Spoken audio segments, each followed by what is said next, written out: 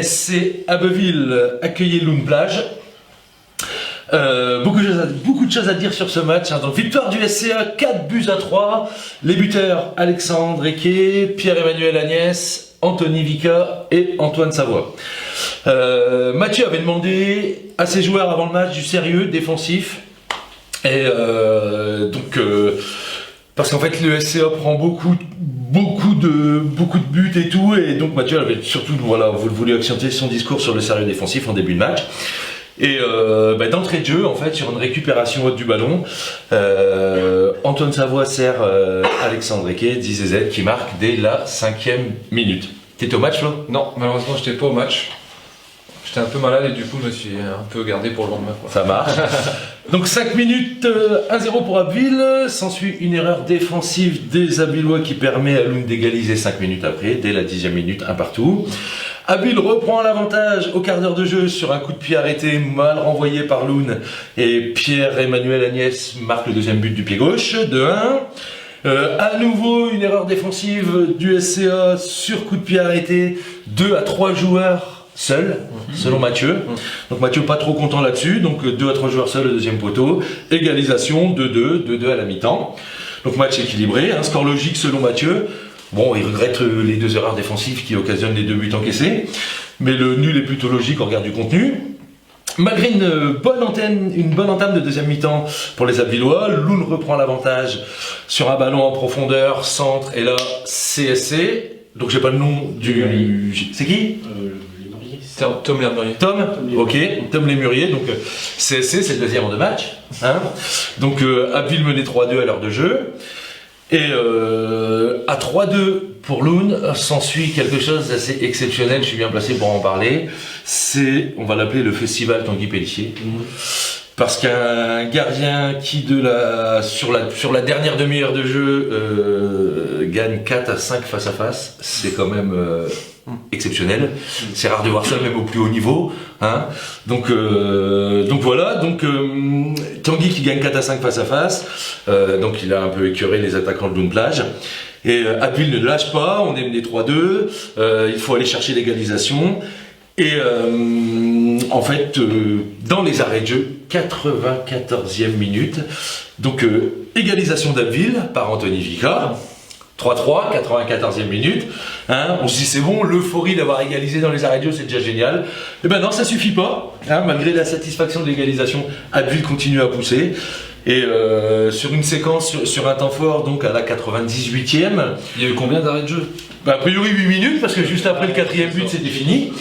Et donc, Abbeville est dans le camp, un corner qui donne rien, un deuxième corner d'affilée, tiré par Alexandre Eke, hein, donc ça doit lui faire quelques passes décisives sur corner.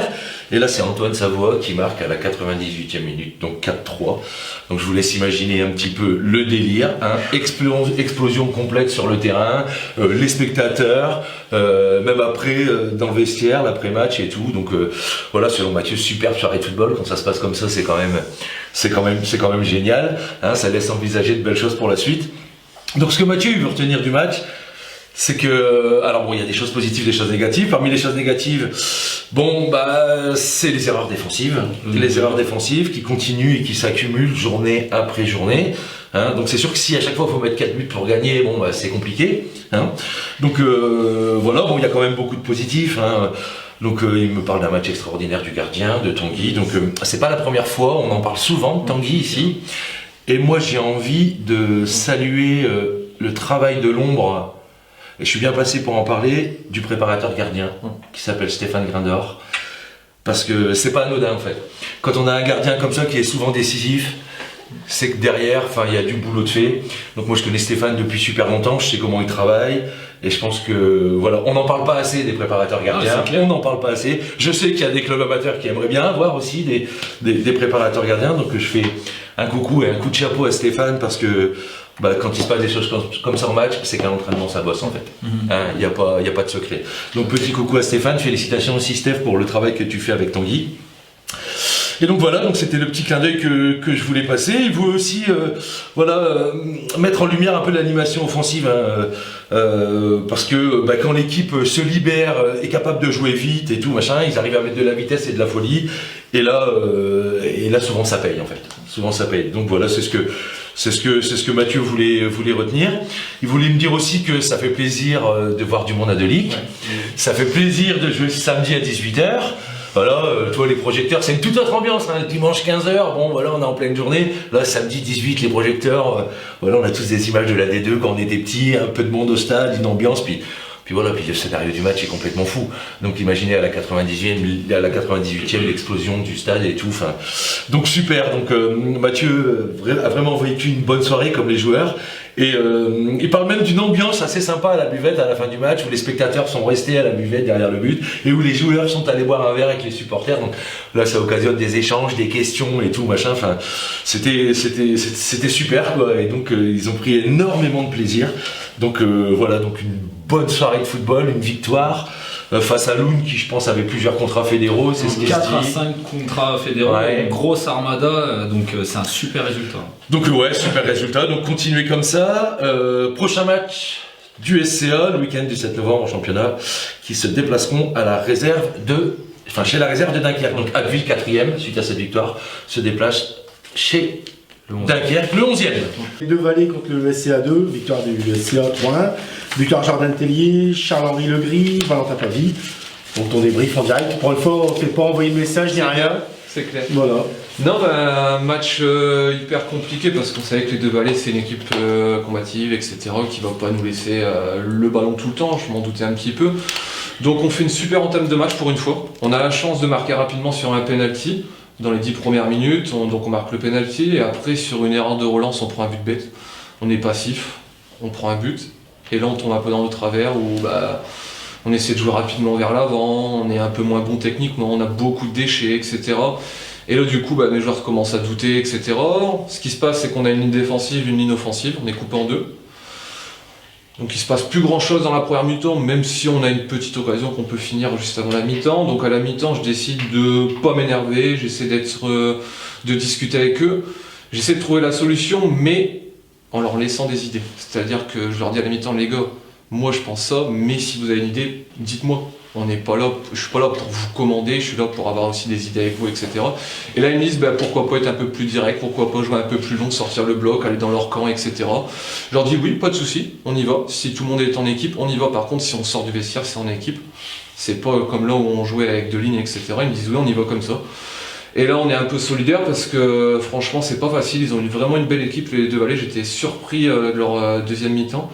Et on marque rapidement, Charles-Henri Legris qui faisait son retour avec nous et qui marque rapidement. Et Valentin Pavie, il va être content je pense d'être dans la liste des buteurs parce que ça fait plusieurs week-ends qu'il ne marquait pas trop. Il avait les occasions et là il marque un but où il part tout seul au milieu de terrain. Et là c'est hyper bien, et après on a été solidaires, on a vécu le dernier quart d'heure un petit peu dans nos 30 derniers mètres, mais sans concéder vraiment d'occasion, et là j'ai retrouvé mon équipe avec des valeurs, et franchement ça c'est hyper plaisant. Et je leur ai dit voilà, on était sur une déception à Gamache la semaine précédente où je pense qu'on devait gagner ce match, et là on n'a peut-être pas été très beau, mais on l'a gagné, parce qu'on a eu quand même des occasions, et là on les a marquées comme on disait tout à l'heure, quand on a les occasions, au bout d'un moment on les marque et on gagne. Je vais revenir, tu as parlé d'un mot, tu as lâché un mot que tu me dis souvent, c'est valeur en fait. Ouais. Et je pense que même la totalité du SCA, je suis allé voir le match contre de Loun, l'équipe première, et j'ai trouvé les valeurs. En fait. Je pense que le SCA repart sur des vraies valeurs, des choses, des combats, avec leurs propres moyens. Ils étaient en dessous de Loun, on ne va pas s'en cacher, ils ont gagné avec des valeurs.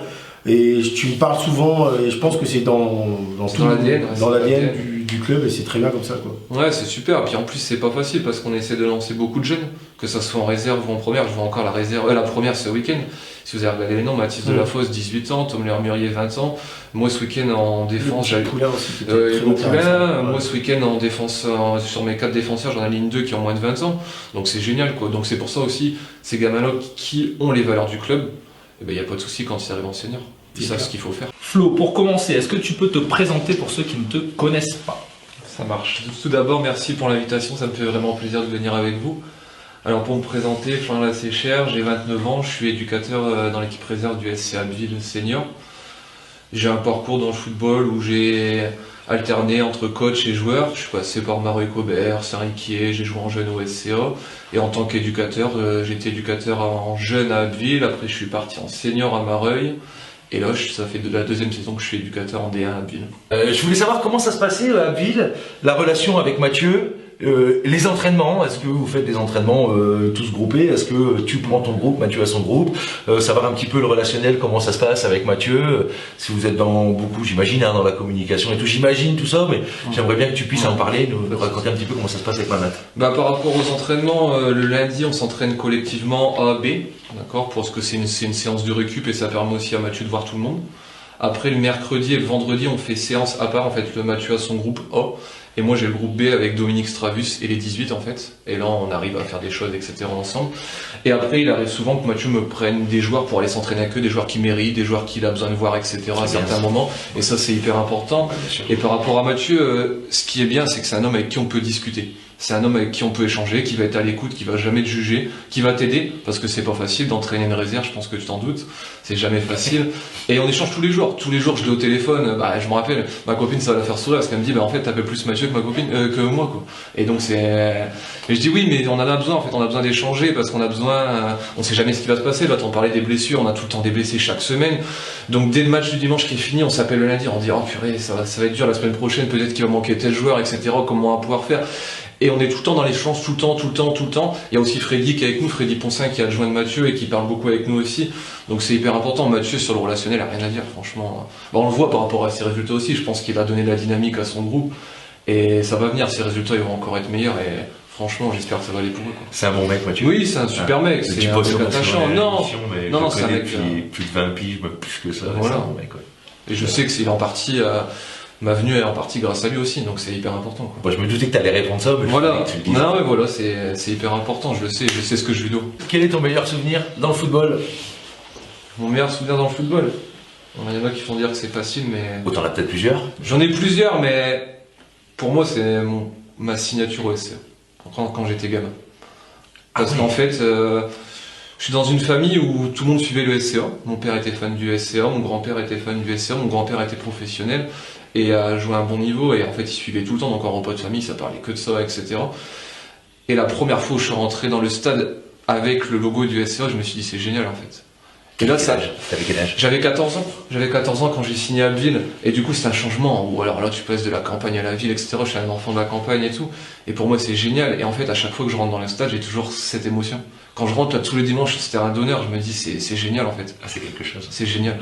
Je sais ce qui s'est passé, je peux pas tout raconter parce que je l'ai pas vécu, mais je sais ce qui s'est passé avant, j'en ai beaucoup entendu parler, j'ai lu les livres, etc. Et franchement, ça c'est une super émotion à chaque fois en fait. C'est pour ça que je jouais le 18h. Jouer le samedi à 18h à Delic. Ouais. C'est génial. Je suis d'accord avec toi. Peu importe le match. Les étoiles qui ont dans les yeux là, regardez. Je pense que tant qu'on l'a pas vécu, c'est ce que je dis à mes joueurs, tant qu'on l'a pas vécu une fois, on peut pas se rendre compte. Mais quand on est rentré dans ce stade-là, on sait ce qui se passe. Merde. Ah ouais, non mais c'est clair. L'émotion. Après, bien sûr, il y a les trophées, il y a les montées avec mes jeunes, parce qu'on a fait des belles montées en 15, en 16 ans en R1, etc. avec mes jeunes.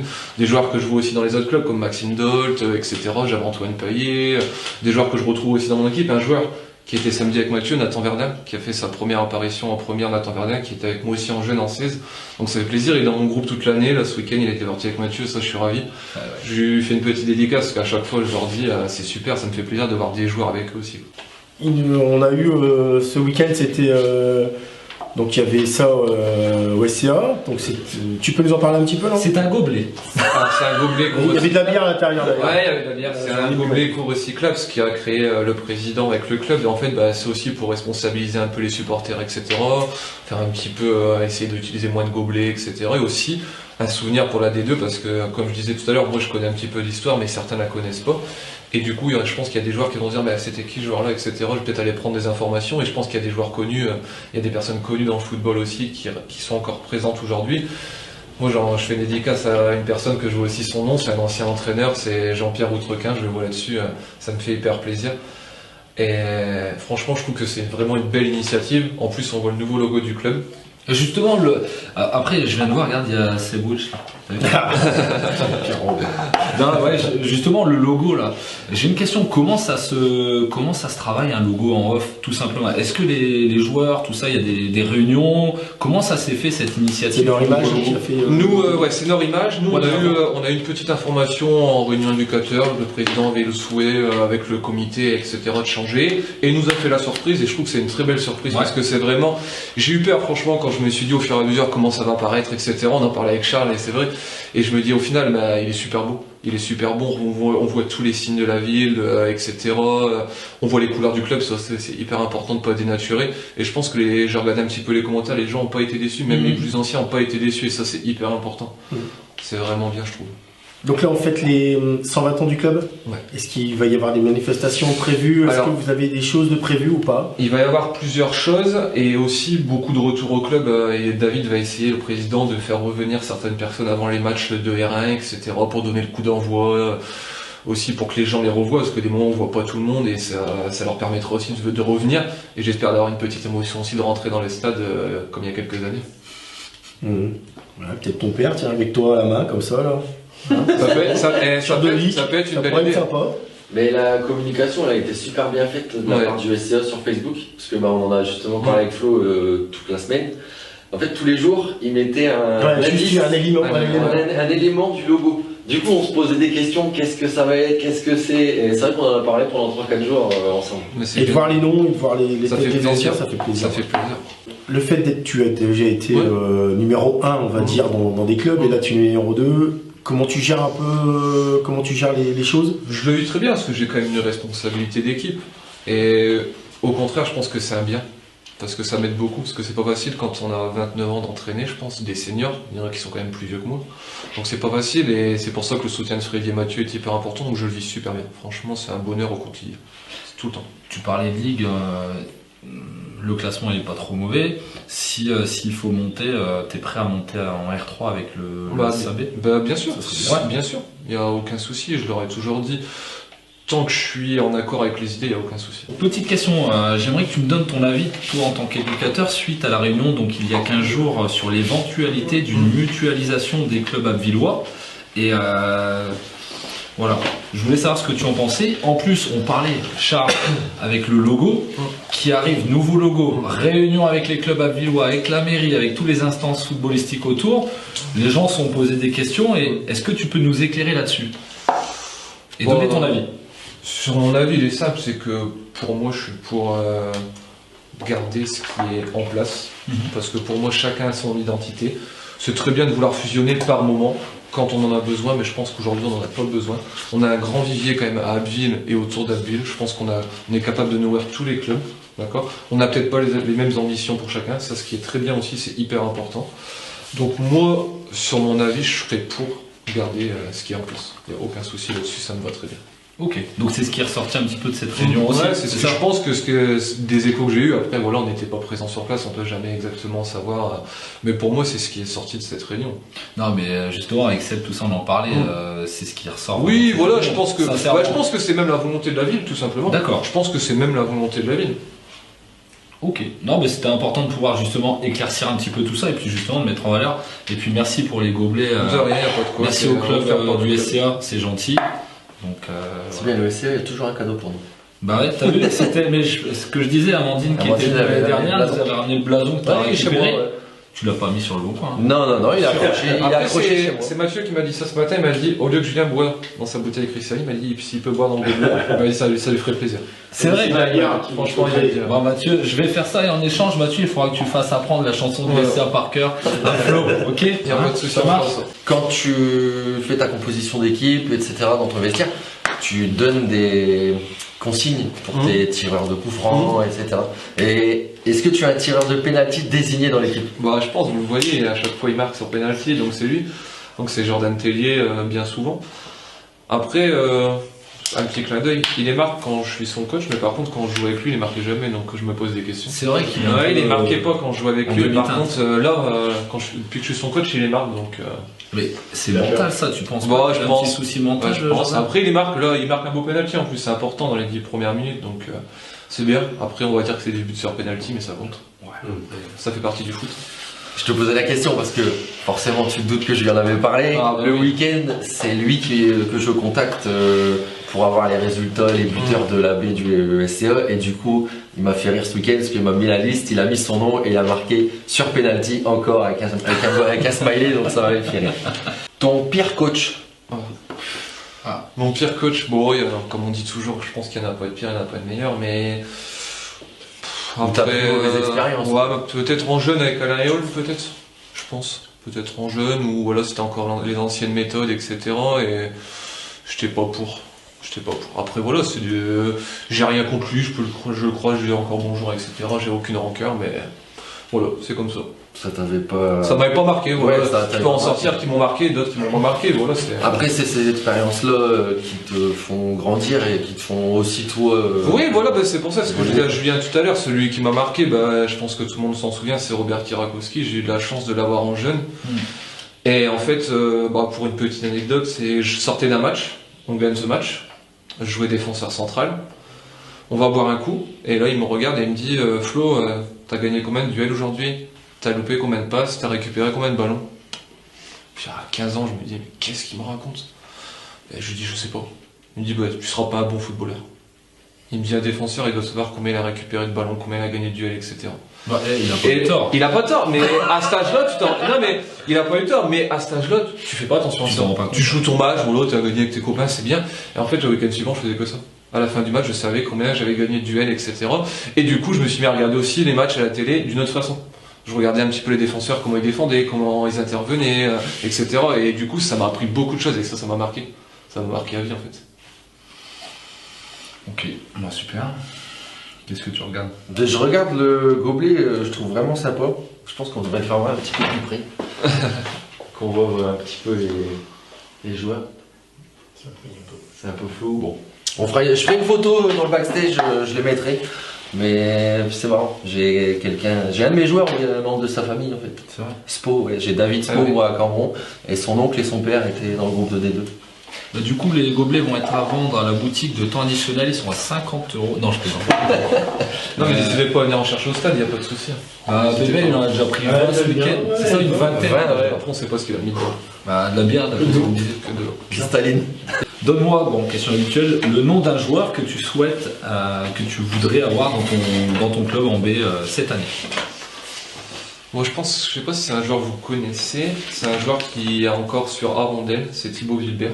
D'accord. C'est un joueur que je connais parce que j'ai joué avec lui il y a quelques années. Et c'est un joueur hyper intéressant, petite taille, provocateur, etc. Qui a eu des expériences aussi au-dessus et que j'ai essayé d'avoir cet été. Malheureusement, ça ne s'est pas fait.